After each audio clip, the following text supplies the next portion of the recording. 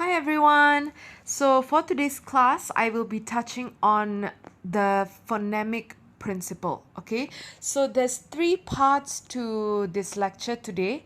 I will most probably divide things accordingly as we go along so that the recording won't be too long. All right, so we'll start off with a little bit of recap on linguistic knowledge, and then we'll move on to descriptive and prescriptive grammar, and then I'll move on to phoneme and allophones.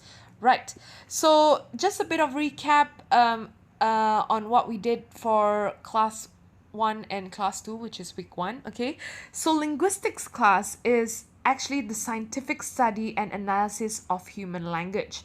It's not, okay, emphasizing it is not the study of writing, and it studies the human language in all of their aspects. For example, how is such a knowledge system structured, or how is it acquired, or how is it used in the production and comprehension of messages, or how does it change over time.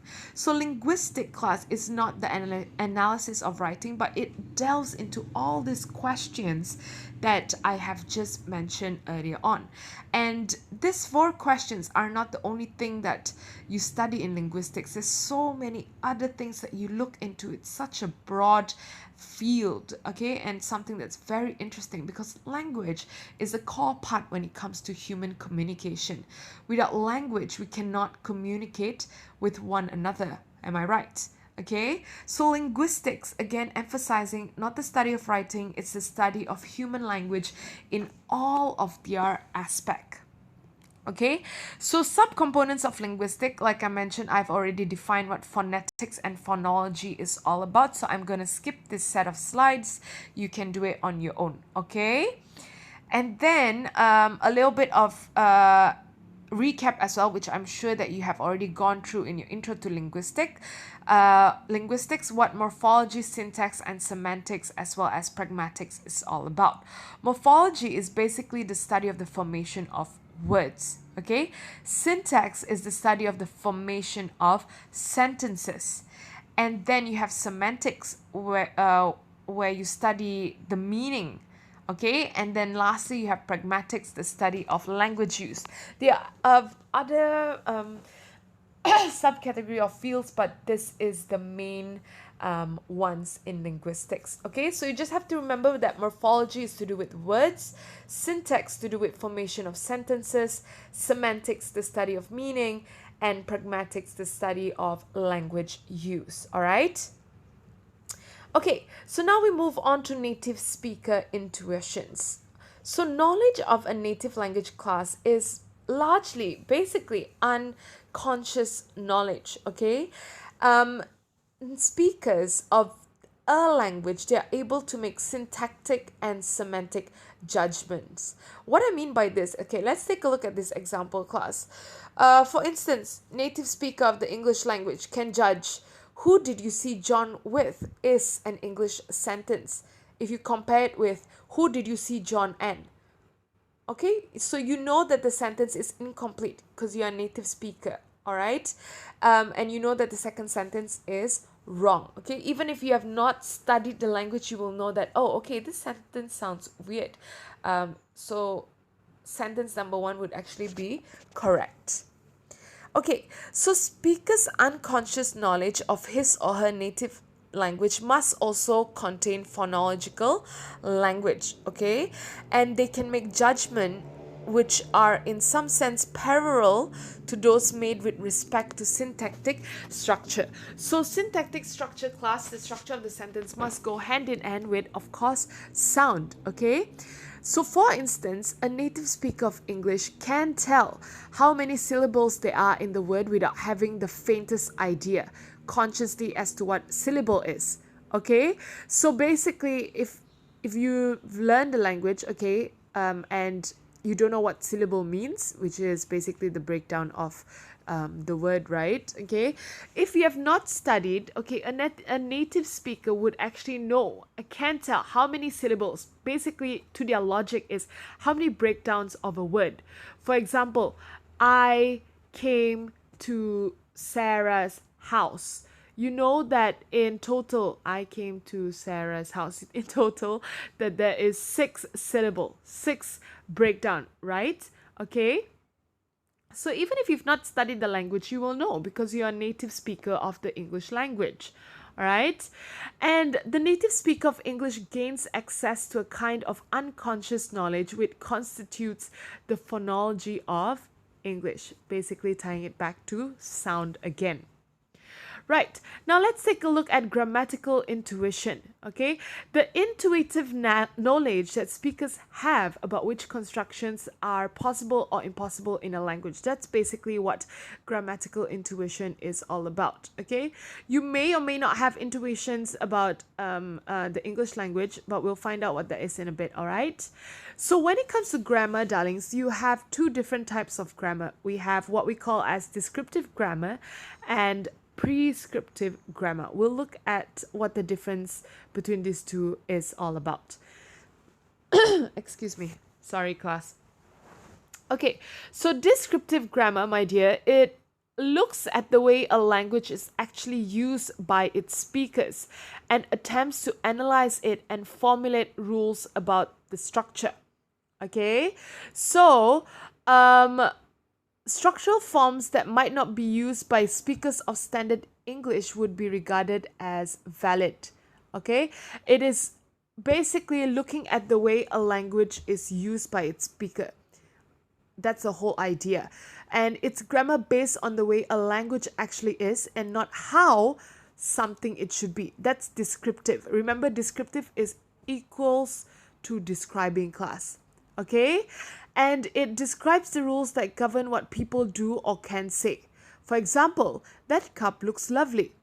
Or you can also say, that cup, lovely. Okay, so it's describing the way someone uses the language. Prescriptive grammar, on the other hand, class, is actually laying out the rules about how a language should be or how the structure of a language should be. Okay, it governs what people should or shouldn't say and deals with what the grammarian believes to be right and wrong. Okay, not following the rules will generate incorrect language. So writers, they are concerned to make rules about how people ought to speak and write. So prescriptive is, just remember, class, it's when the doctor prescribes you something. So you have to follow, right? So that's what prescriptive grammar is all about, okay? It actually tells you how to speak or write according to a person's idea of what is good or bad, okay? And for example, don't use double negatives in a sentence, okay? Not and don't, for example, in the same sentence. Sorry, no, not that example. Oh yeah, maybe that example, okay. And how the subject of a verb must the subject of a sentence must agree with verb. Or how, for example, in the English language, you must have SVO, subject followed by verb and followed by object. You can't have the object first, followed by the subject, and then the verb. Okay? Right, so in a nutshell, for descriptive and prescriptive grammar, class, descriptive, just remember, it's describing how somebody uses rules in a language. Prescriptive is prescribed, how the language should be used. Okay, how somebody says, for example, we don't quite know who this somebody is. Okay, let's take a look maybe at the dictionary. Okay, so prescriptive grammar is the dictionary saying, okay, this is how you should be pronouncing the word colleague and not colleague, for example. Okay, so that's the whole idea or difference between descriptive as well as prescriptive. So right here, my dears, I have your tutorial question. Okay, I'm gonna post it up and you answer it. You will have until Friday to, I'll give you time until Friday to post your answers. Okay, we'll run through things if we have time, because I would like to hear some of your answers. Okay, if not during the live tutorial session, I would actually want to touch on the following set of slides. You give me a second while I check, okay? Okay, my dear, so I have a few slides on linguistic competence, okay, before I touch on phoneme and allophones, okay? So linguistic competence, is the unconscious knowledge of grammatical structures that allows a speaker to use and understand a language. Okay, so knowledge of the descriptive rules that you earlier on I've explained, okay, is important. Okay, and this knowledge will be unconscious. Okay, and performance class. Okay, so there's two difference between competence and performance. Performance is one's ability to produce and comprehend sentences in a language, and there are several factors that can influence a speaker's performance in a speech. Okay, so the factors can be a variety class. Okay, and basically, some of the factors could be nature and limitations of memory, concentration, attention, other mental capacities, social environment, status, factual knowledge, state of health, emotional states, and other possible barriers. So there's 1,001 factors that can affect linguistic performance. Okay, so the difference between competence and performance class is competence is described as an idealized capacity that is located as a mental property or function. Performance is described as the production of actual utterances.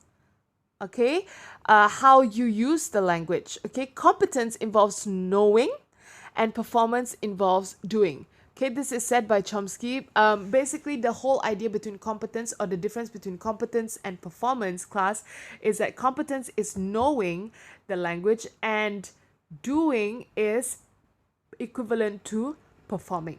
Okay, touch and go. Very briefly, I just want to expose you to this kind of theoretical knowledge when it comes to today's topic. Okay, so the next few slides, the phonemic principle class, I will do it together with you in class during the live session.